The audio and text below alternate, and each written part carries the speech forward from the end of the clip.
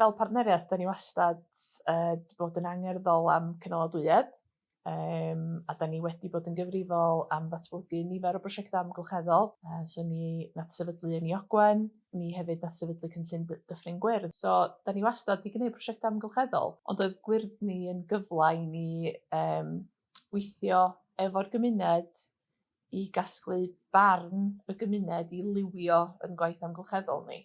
Neis iawn siarad efo bobl efo yr un fath o olygfa a bywyd, ac mae'n neis trio wneud wahaniaeth yn y byd efo bobl arall sy isio wneud yr un peth. Mae'n helpu os mae rhywun sy'n sianelu y fath egni sy'n o gwmpas. Felly, roedd hi'n helpgar iawn, dwi'n meddwl.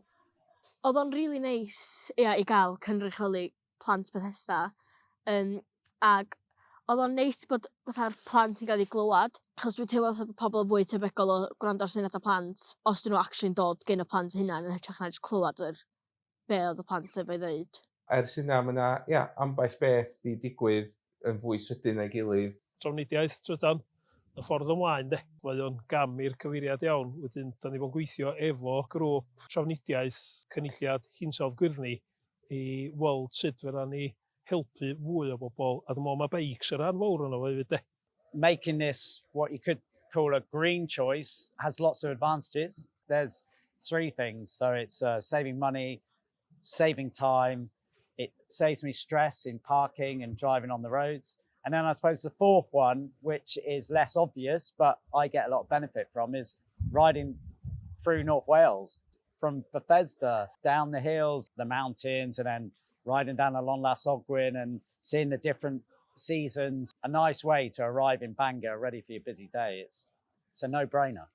Dwi'n rili falch o weld y mapio mwsog yn digwydd. Eto, y peth da ni'n sylwi efo bob dim sydd wedi digwydd ydy wedi tynnu pobl newydd fewn ar bob cyfle. Da ni'n ddiolchgar iawn i bawb sydd wedi rhoi amser. Dwi'n falch iawn o rhywun fatha Aisha sydd wedi cynyddu yn ei hyder gymaint dros y 2 flynedd. Oedd ella'n eitha shei pan oedd hi yn cychwyn yn y sesiwn gyntaf, a mae hi wan yn mynd ag yn arwain sesiynau. Dwi ddim yn gallu coelio y opportunity dwi'n cael efo ysgol Abercaseg i dysgu plant sydd wedi tyfu hada. Dwi ddim yn gallu coelio fo. Mae o amazing. Mae gennym ni 10 syniad yn y cynllun gweithredu. So ni wrth y modd gael gymaint o bobl yn y gymuned a phosib i siapio sut da ni'n mynd o gwmpas y 10 syniad na.